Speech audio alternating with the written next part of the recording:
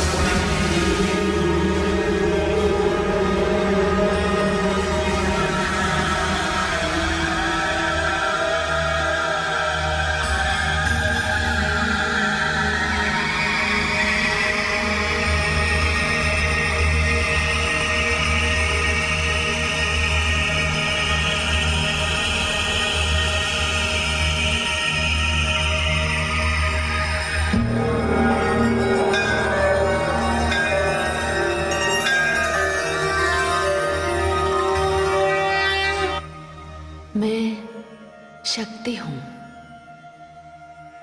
ब्रह्म की शक्ति। ब्रह्म निराकार है, मैं उसकी साकार शक्ति हूं। जिस प्रकार प्रकाश ना हो तो लौ का कोई अस्तित्व नहीं होता, उसी प्रकार मेरे बिना ब्रह्म का कोई अस्तित्व नहीं। ब्रह्म लौ है, मैं प्रकाश हूं। ब्रह्म पुरुष है, मैं प्रकृति हूं। संसार में जो भी दृष्टि से नहीं देखा जा सकता वो ब्रह्म है, और जो भी दिखाई देता है वो मैं हूं। ब्रह्म की श्रेष्ठता भी मेरे समक्ष नतमस्तक होती है,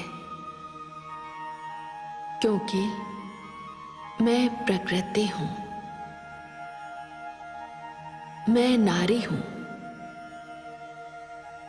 जन्म देने की शक्ति केवल मुझ में है, इसलिए मैं मां हूं, मां शक्ति। ब्रह्मांड मेरी रचना है, आकाश मेरा मस्तक है, धरती मेरा मध्य भाग है, तथा पाताल मेरे चरण।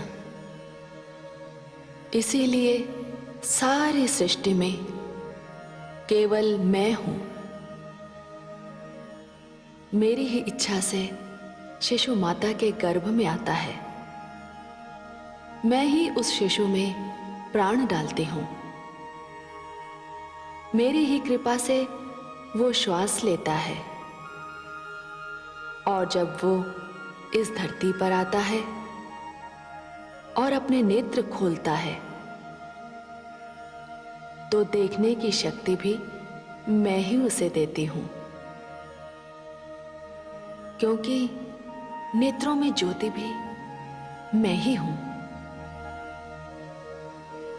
मैं अपनी इच्छा से एक से अनेक बनती हूं, और जिस दिन मेरी इच्छा होती है मैं सारी सृष्टि को समेट लेती हूं।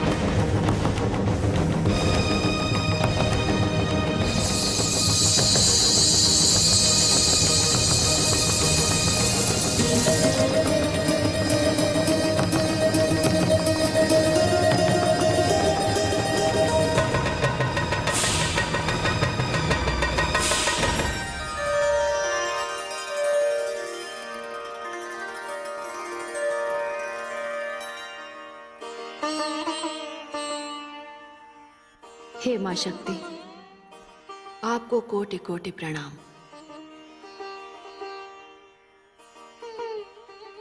आपने मुझे अस्तित्व दिया, मेरी रचना की, रूप और आकार दिया। अब आप मुझे परिचय भी प्रदान कीजिए। हे कंचन वर्णे, आप महालक्ष्मी हैं।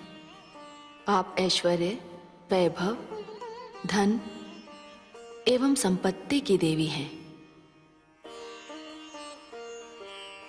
हे आदिशक्ति,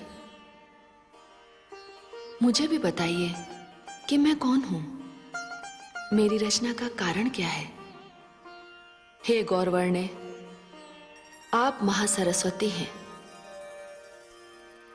विद्या, बुद्धि, ज्ञान और कला आपके अधीन है।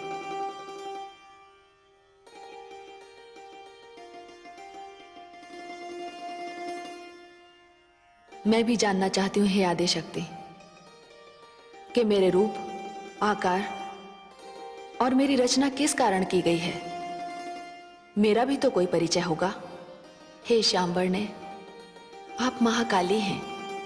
आप बल, शक्ति तथा अस्त्र शस्त्र की स्वामिनी हैं। आप युद्ध और शांति दोनों की देवी हैं।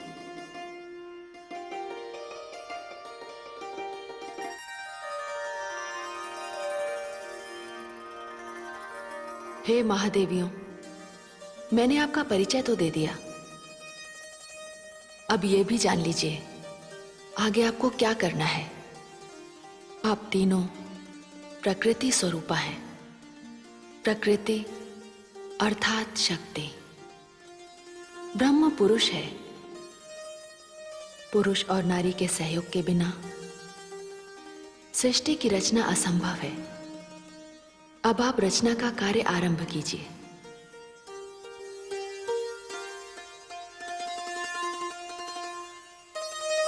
ओम क्लीं, ओम ह्रीं, ओम क्लीं, ओम ह्रीं, ओम ह्रीं क्लीं।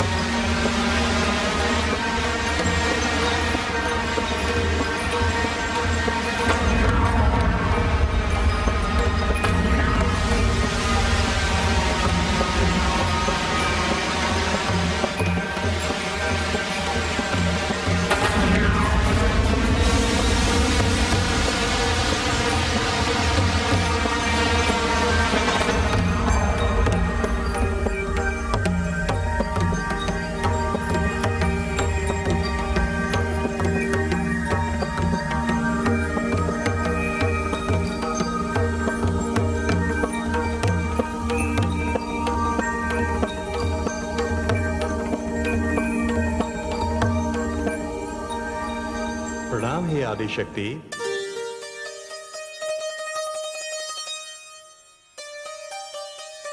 हे आदिशक्ति, आपने मेरी रचना की, मुझे अस्तित्व दिया, अब मुझे परिचय भी प्रदान कीजिए।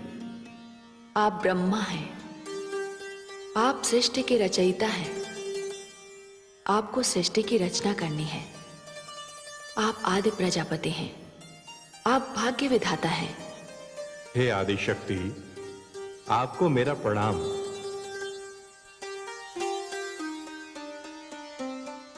प्रणाम हे आदिशक्ति। मुझे भी बताइए कि मैं कौन हूं,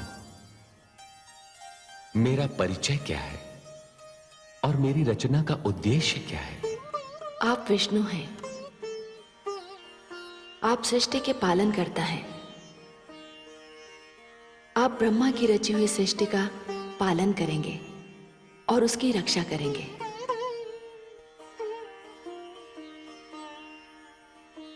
हे आदिशक्ति, प्रणाम। आपको असंख्य प्रणाम। मुझे भी बताइए कि मेरा परिचय क्या है और मेरी रचना का लक्ष्य क्या है। आप महेश हैं, आप ब्रह्मा की रची हुई सृष्टि का संहार करेंगे।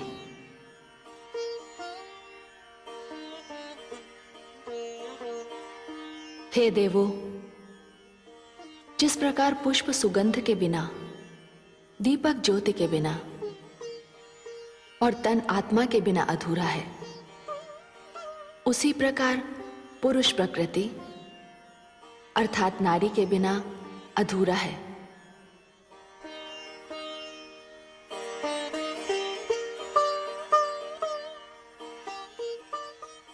हे ब्रह्मा, आपकी शक्ति है देवी सरस्वती।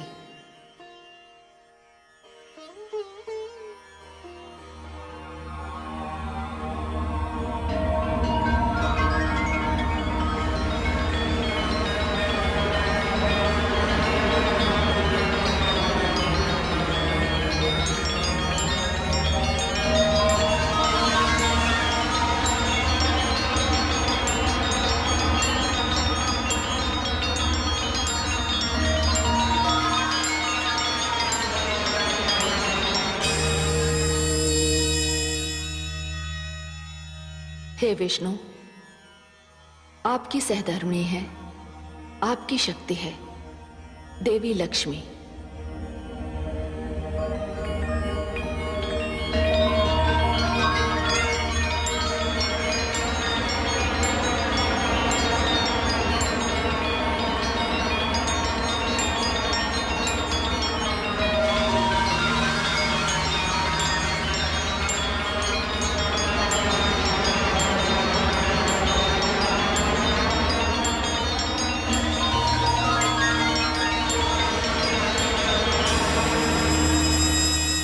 हे महेश, आपकी शक्ति है देवी गौरी।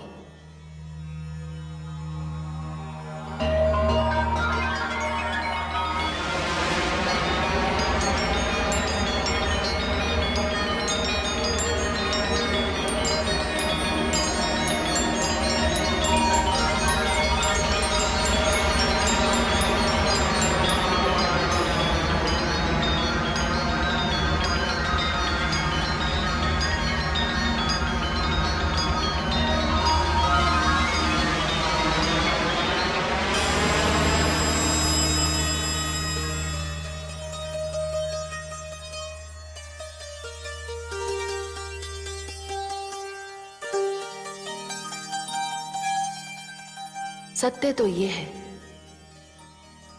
कि हम सब एक ही शक्ति के भिन्न भिन्न अंश हैं, किंतु साधारण प्राणी के भ्रम के निवारण के लिए हमने अलग अलग रूप धारण किए हैं। हम में कोई अंतर नहीं। हे आदिशक्ति, आज्ञा हो तो एक प्रश्न पूछूं? अवश्य पूछिए आदि प्रजापति। आपके कथन के अनुसार जब मैं, विष्णु और महेश सब एक ही हैं, तो मेरे साथ ये भेदभाव कैसा? भेदभाव? हाँ आदिशक्ति, आपने विष्णु और महेश को संहार करने वाले शस्त्र प्रदान किए हैं, किंतु मुझे कोई शस्त्र नहीं दिया। आपने तो मुझे केवल रचना करने की शक्ति प्रदान की है। यह भेदभाव नहीं तो और क्या है? हे आदि प्रजापति, हे ब्रह्मा, आपने सत्य कहा। मैंने विष्णु तथा शिव को संहार करने वाले अस्त्र दिए, क्योंकि विष्णु को आपकी रची हुई सृष्टि की रक्षा करनी है, उसका पालन करना है, और शिव को संहार करना है। किंतु आप तो रचयिता हैं, आप पिता हैं, सारी सृष्टि आपकी संतान है, और कोई पिता अपनी संतान का वध नहीं करता। फिर आपको शस्त्र की क्या आवश्यकता है? हे आदि शक्ति, ये सत्य है कि सारी सृष्टि मेरी संतान है। मैं पिता हूं, और कोई भी पिता किसी भी परिस्थिति में अपनी संतान का वध नहीं करता।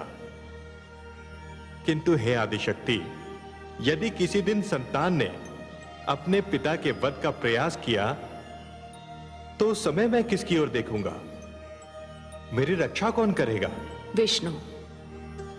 आपकी रक्षा विष्णु करेंगे। इसका विभाग मैंने विष्णु को दिया है।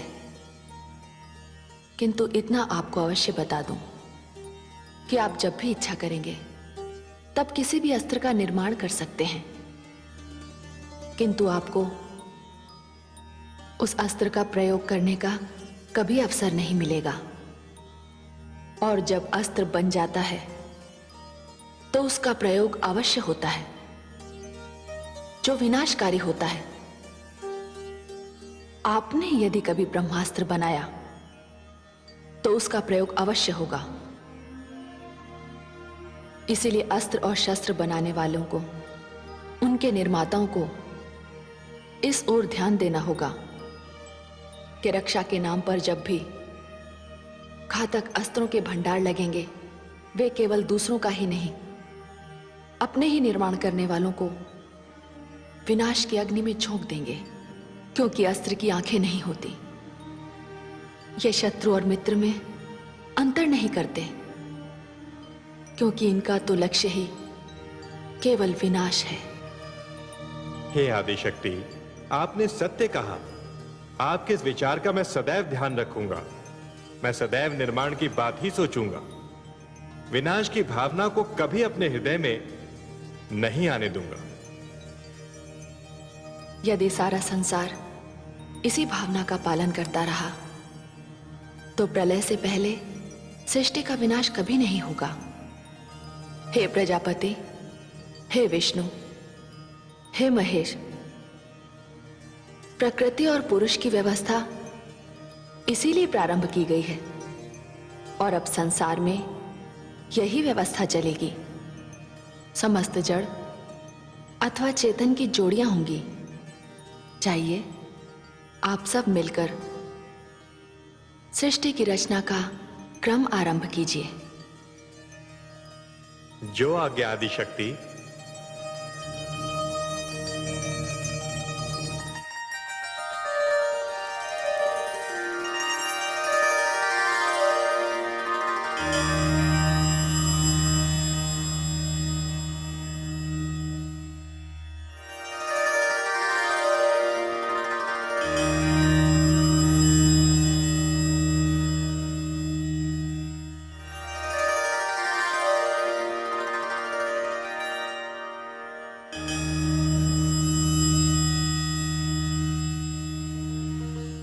ये सब आपकी शक्तियां हैं जो आप में लीन हो गई। ये सदैव आपके साथ रहेंगी, और आप जब चाहेंगे ये प्रकट हो जाएंगी।